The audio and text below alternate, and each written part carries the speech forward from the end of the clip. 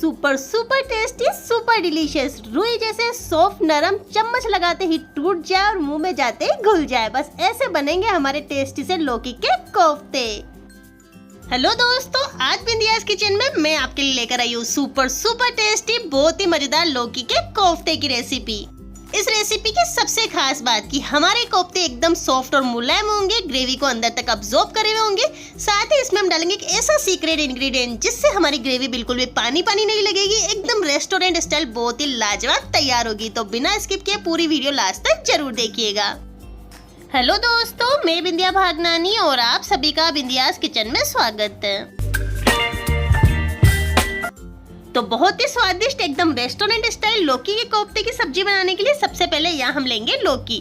तो दोस्तों यहाँ मैंने एक लौकी ली है, वजन से कहूँ तो यहाँ मैंने 250 ग्राम लौकी ली है। तो यहाँ मैंने लौकी को अच्छे से धो करके एक साफ कपड़े से पोंछ लिया है। अब सबसे पहले हम इसके ऊपर और नीचे वाले पार्ट को इस तरह से काट करके हम अलग कर देंगे।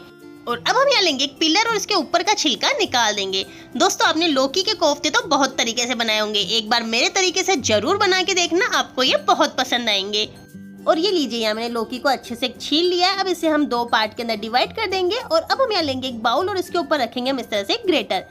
अब दोस्तों यहाँ एक बहुत ही जरूरी बात की, जो बिल्कुल बारीक साइड वाले छेद और ये जो मोटे वाले छेद है ना, यहाँ से हम लौकी को कद्दूकस बिल्कुल नहीं करेंगे। इस तरह से मीडियम साइज के छेदों से ही हम लौकी को ग्रेट करेंगे, जिससे हमारे लौकी के कोफ्ते अंदर तक बढ़िया से पके और एकदम सॉफ्ट बने। अगर हम मोटे साइड से लौकी को ग्रेट करेंगे तो इसके मोटे मोटे लच्छे निकलेंगे, फिर जब हम कोफ्ते तैयार करेंगे ना तो वो अंदर तक बढ़िया से पकेंगे नहीं, कच्चे कच्चे लगेंगे। और बिल्कुल बारीक साइड से ग्रेट किया तो लौकी पानी छोड़ देगी, फिर उसमें हमें ज्यादा बेसन डालना पड़ेगा, तो हमारे कोफ्ते एकदम टाइट हो जाएंगे और उसका स्वाद बिल्कुल भी अच्छा नहीं लगेगा। तो इस तरह से मीडियम साइड से ग्रेट करेंगे। और ये लीजिए, यहाँ मैंने सारी लौकी को अच्छे से ग्रेट कर लिया है। अब दोस्तों लौकी के अंदर बहुत ही ज्यादा पानी होता है, तो सबसे पहले हम पानी को अच्छे से निचोड़ लेंगे।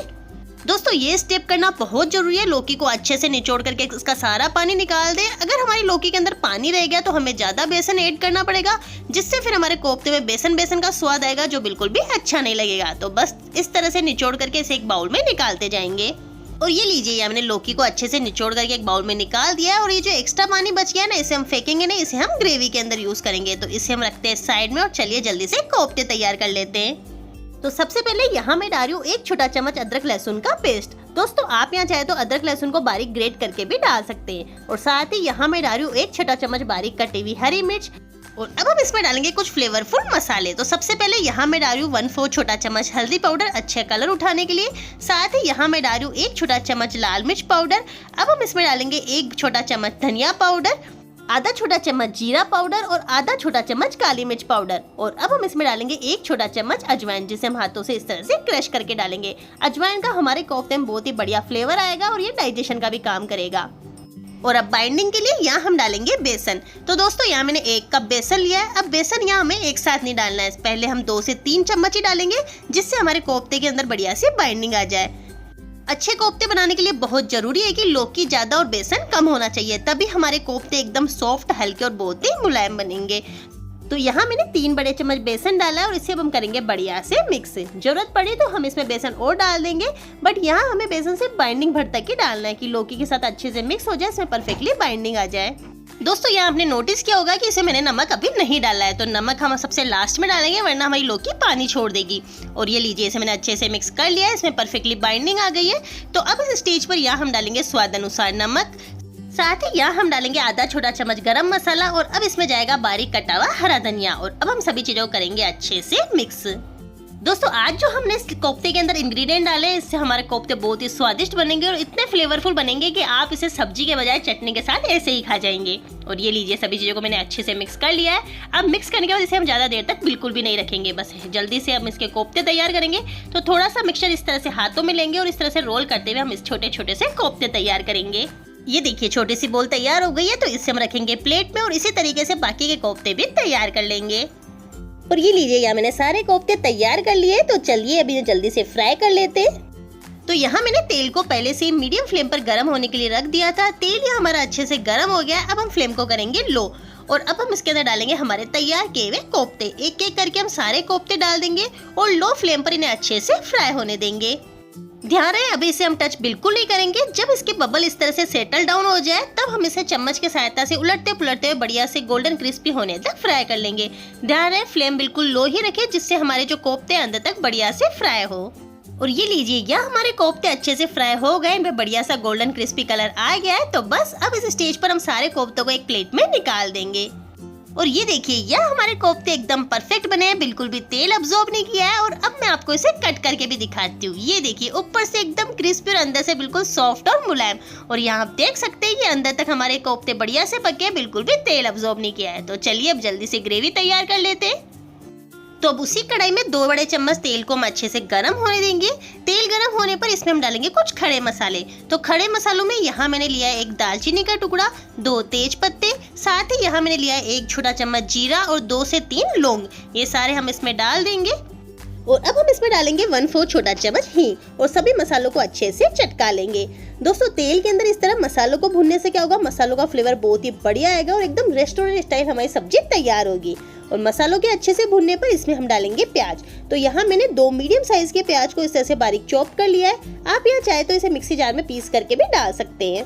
और अब मीडियम हाई फ्लेम पर इसे लगातार चलाते हुए अच्छे से भून लेंगे जिससे ये इसका सारा कच्चापन निकल जाए और ये हल्के से ट्रांसलूट हो जाए, यानी कि इस पे हल्का सा गोल्डन कलर आ जाए। और अब हम इसमें डालेंगे 2 सूखी लाल मिर्च। इसी स्टेज पर डालेंगे जिससे ये प्याज के साथ अच्छे से भुन जाए। अगर हम इसे तेल में डाल दें तो हमारी यहाँ मिर्ची जल जाती है, तो इसे भी हम प्याज के साथ अच्छे से भून लेंगे।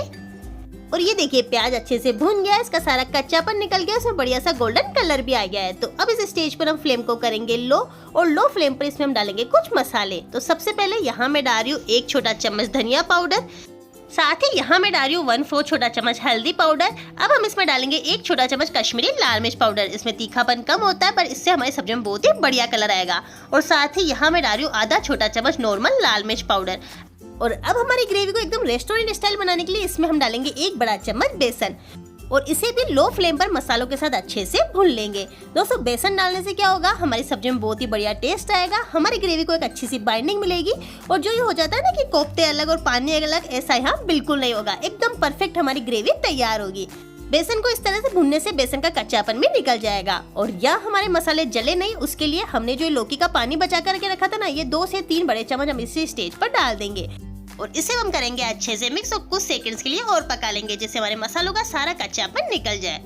और ये लीजिए यहाँ हमारे मसाले अच्छे से पक गए, इनका तेल बढ़िया से सेपरेट हो गया है। तो बस अब इस स्टेज पर यहाँ हम डालेंगे हमारे टमाटर की प्यूरी। तो यहाँ मैंने 2 से 3 टमाटर को अच्छे से मिक्सी जार में पीस करके इस तरह से बारीक पेस्ट तैयार कर लिया, ये हम इसमें डाल देंगे। और अब हम इन्हें करेंगे बढ़िया से मिक्स। और जब सारी चीजें बढ़िया से मिक्स हो जाए तो इस स्टेज पर यहाँ हम डालेंगे नमक स्वाद अनुसार और इसे भी हम करेंगे अच्छे से मिक्स। अब दोस्तों यहाँ हमें टमाटर को पकाना बहुत जरूरी है, तो इस स्टेज पर हम इसके ऊपर लगाएंगे ढक्कन और ढक्कन लगाकर 2 मिनट तक और पकाएंगे जिससे हमारा टमाटर बढ़िया से पक जाए और तेल अच्छे से सेपरेट हो जाए। लगभग 2 मिनट हो गए, तो चलिए इसे हम चेक कर लेते हैं। और ये देखिए सुपर्ब, तेल बढ़िया से सेपरेट हो गया और टमाटर भी हमारा अच्छे से पक गया है।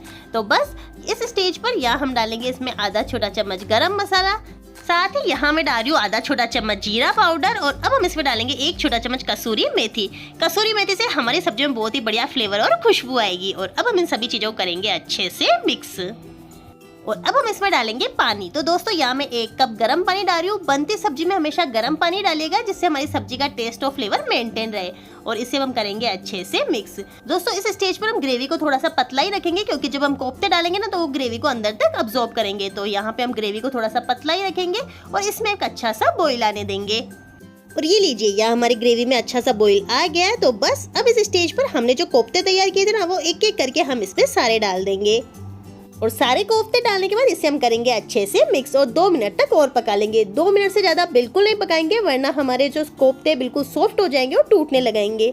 तो इस स्टेज पर हम इसके ऊपर लगाएंगे ढक्कन और ढक्कन लगाकर सिर्फ 2 मिनट तक ही पकाएंगे जिससे हमारे कोफ्ते ग्रेवी को अंदर तक बढ़िया से अब्सॉर्ब कर ले। लगभग 2 मिनट हो गए, तो चलिए इसे हम चेक कर लेते हैं। और ये देखिए वाह, इसमें से बहुत ही बढ़िया खुशबू आ रही है। और ये आप देख सकते हैं कि हमारे कोफ्ते एकदम सॉफ्ट हो गए, ग्रेवी को अंदर तक अब्सॉर्ब कर लिया है। और यहाँ मैं आपको इसकी कंसिस्टेंसी दिखाती हूँ। ये देखिए बिल्कुल भी हमारी ग्रेवी पानी पानी नहीं हुई है, कोफ्ते के साथ एकदम बढ़िया सी रेस्टोरेंट स्टाइल हमारी यहाँ सब्जी तैयार हुई है। ये देखिए लग रही है ना एकदम लाजवाब। तो बस अब इस स्टेज पर हम गैस को करेंगे बंद और इसके ऊपर हम डालेंगे थोड़ा सा बारीक कटा हुआ हरा धनिया। तो यह हमारी लौकी की सब्जी है बिल्कुल तैयार। तो चलिए अब इसे जल्दी से सर्व कर लेते हैं। सच में दोस्तों, एक बार मेरे तरीके से इस रेसिपी को जरूर ट्राई करना। मेरी गारंटी कि आपको इतनी पसंद आएगी कि आप इसे बार बार बनाओगे। और ये लीजिए, यह हमारी सुपर टेस्टी सुपर डिलीशियस लौकी के कोफ्ते की सब्जी है बिल्कुल तैयार। और आप इस सब्जी को पूड़ी, पराठा, चावल किसी के साथ भी एंजॉय कर सकते हैं। और अब मैं आपको एक कोफ्ता कट करके भी दिखाती हूँ। ये देखिए, चम्मच लगाते ही टूट जाए इतना सॉफ्ट हमारा कोफ्ता तैयार हुआ है। ये देखिए, बनाना बिल्कुल सॉफ्ट और ग्रेवी को भी अंदर तक अब्सॉर्ब किया हुआ है। और यहाँ मैं आपको बिल्कुल पास से दिखाती हूँ। ये देखिए, लौकी भी अंदर तक अच्छे से पकी हुई है और हमारे एकदम सॉफ्ट कोफ्ते तैयार हुए हैं। बनिए ना मजेदार। तो उम्मीद करती हूँ दोस्तों आपको ये रेसिपी पसंद आई होगी। रेसिपी पसंद आई है तो प्लीज़ इसे लाइक करें, कमेंट करें, ज़्यादा से ज़्यादा शेयर करें। और अगर आप मेरे चैनल पर नए हैं तो प्लीज़ मेरे चैनल को सब्सक्राइब करना बिल्कुल ना भूलें। जल्दी मिलते हैं नई और इंटरेस्टिंग रेसिपी के साथ। तब तक के लिए धन्यवाद।